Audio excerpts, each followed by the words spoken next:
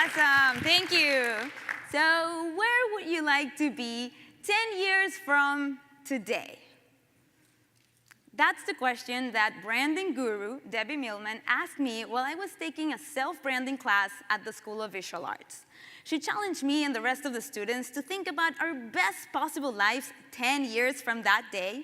And at that moment, I knew that I was about to have a panic attack. So who here has done the 10-year exercise thing? Like to plan your life? Yeah. So let me tell you one thing about it. It's fucking scary. You want to dream big, but not too much. You want to sound ambitious, but humble. You start dreaming of a 150-foot yacht, and somewhere down the line, you settle for a freaking kayak.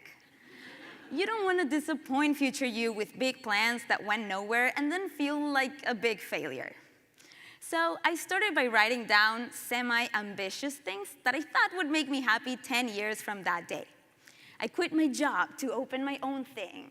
I'm working with Adam, my husband, on building this thing that we both quit our jobs to do, whatever it is. We travel a lot together for work, and we love it. I'm being invited to speak at companies and organizations around the world because of my accomplishments. And finally, I wrote that I am buying my apartment in the Lower East Side in Manhattan, obviously. I wrote my plan in April of 2015, and this is what happened next. In July of that same year, I quit my job to become an entrepreneur. In October, I gave my first TEDx talk, and shortly after, I started receiving invitations to speak at schools, companies, and organizations around the world. In July of the following year, my husband quit his job, and a year later, we bought this beautiful apartment in the Lower East Side. Okay, this is not really my apartment. It's actually Uma Thurman's. And this is us hanging out in her living room. But besides the apartment, we accomplished most of the things that I wrote down in a matter of months. Can you believe that? And as far as the apartment goes, we did quite the opposite. We became homeless, but on purpose, or nomads, to use a trendier word. If you've never thought about doing this 10-year exercise thing, I highly suggest that you start thinking about it soon because it is powerful AF. But as Jim Carrey says, you can't visualize things and then go eat a sandwich. You kind of need to prove to the universe how much you want the things you envision. And to do so, you need to get uncomfortable. And not like a little uncomfortable, more like pretending to tan in the middle of Union Square subway station, uncomfortable. So how do we do it? In between April and July of that same year, I embarked on a project that changed my life for good. Well, more like for awesome. I decided to face 100 fears in a period of 100 days and share every single experience on YouTube, which helped the project go viral and inspired millions to go after their fears.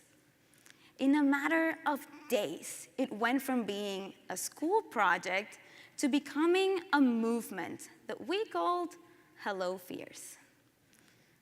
You see, what I've learned is that the enemy of success is not failure, it's comfort.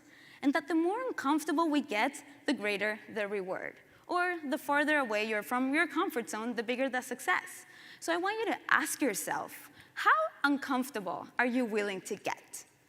Because that's how much your salary will increase, your followers will pay attention, and your life is going to improve. Comfort is what keeps us from raising our hands to suggest the next big idea. It convinces us to stay with partners we no longer love, and in cities we cannot get much out of. Comfort begs us to watch one more episode instead of facing the blank canvas on our blog. And it tells us things like, good things come to those who wait. But who in this room is tired of waiting?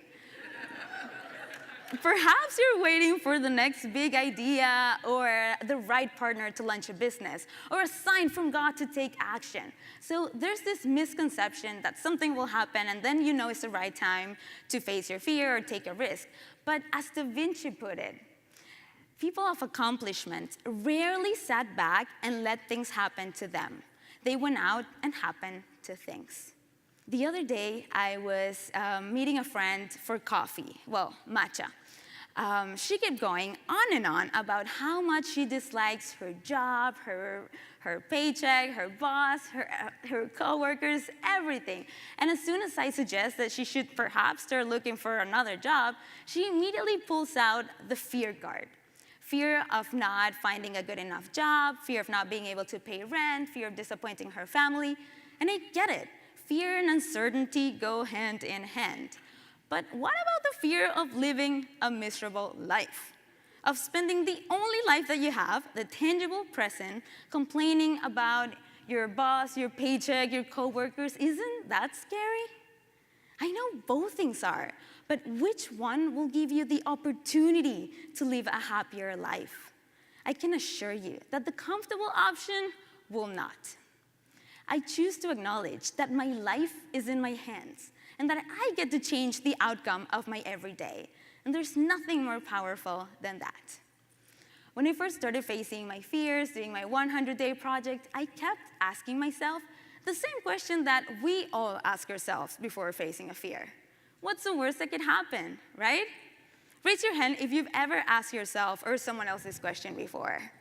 Of course you have, because it's an instinctive question. It's our reptilian brain trying to assess the level of threat that this may represent to our survival. The problem with this question is that it only brings negative thoughts into our minds. How are we supposed to gather the courage that we need if we're only thinking about the worst case scenario? It was only when I decided to switch the question around and I started asking myself, what's the best that could happen, that I started to see the possibilities that were hiding behind each of the fears. And not all of them went as best as they could. Definitely not the time when I tried rafting for the first time. You know, they say a lot of people die from trying to take a selfie. I think this is one of the cases that could have happened. Thanks to this question, I realized that going nomad is liberating, that Brazilian waxes last longer than the pain. True. And that vulnerability will get you more respect and empathy than any lie. So, according to psychologist Jeffrey Gray, there are two primary systems determining and influencing every decision that we make: the behavioral inhibition system and the behavioral activation system. The behavioral inhibition system responds to risk, stopping us from taking action, while the behavioral activation system is triggered by reward.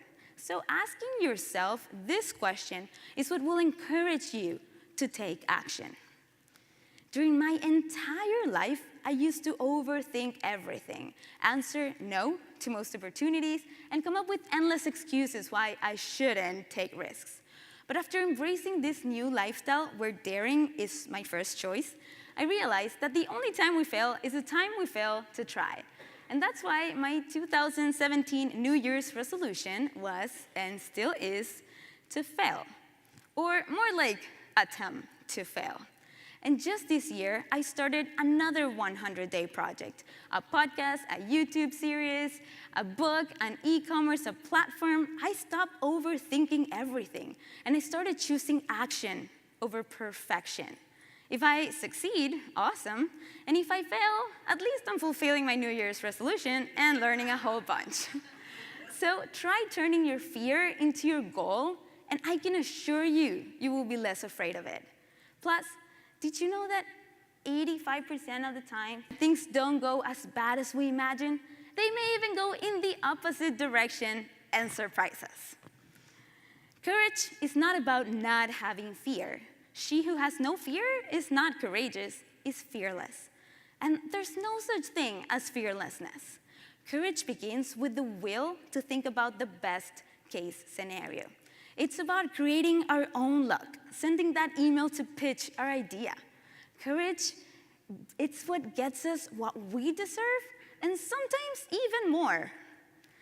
And you know what? Courage is what will make us sweat at first, but then puts that huge smile on our face.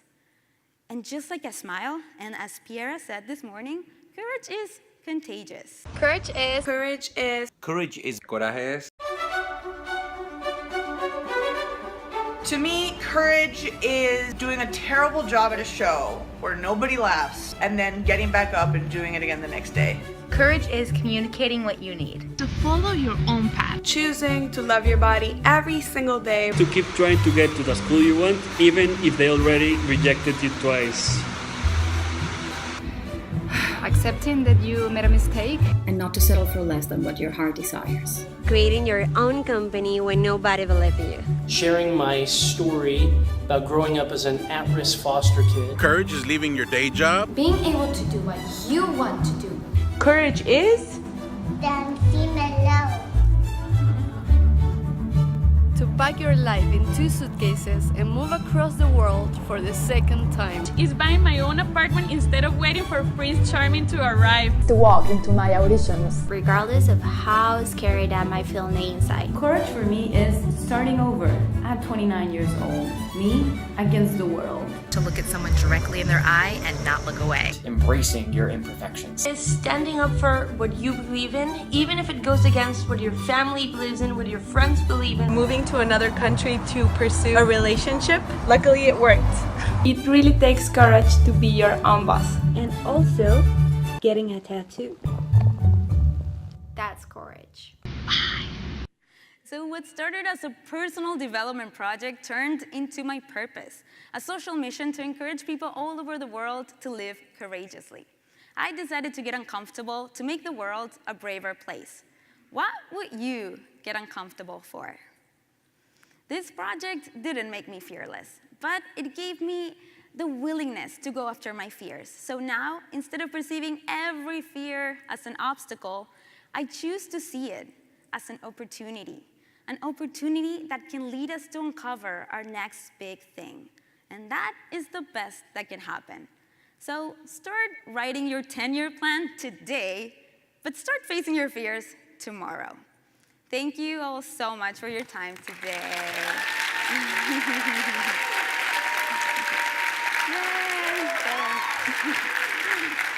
Thank you.